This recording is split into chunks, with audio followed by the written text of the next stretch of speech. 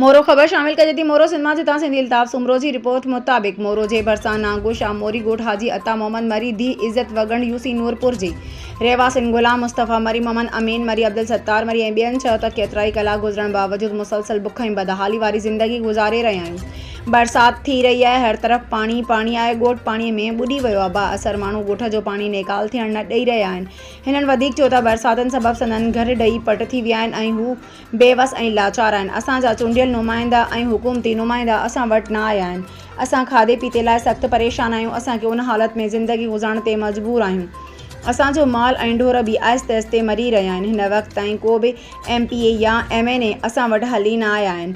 ॻोठाणनि वधीक चयो त असां वटि पंहिंजी UC जो चेयरमैन बि न आयो आहे। असांजे ॻोठ जो पाणी कढियो वञे। असां लाचार ऐं बेवस आहियूं। असां सॼी ज़िंदगी पाकिस्तान पीपल्स पार्टी खे ॾिनी आहे।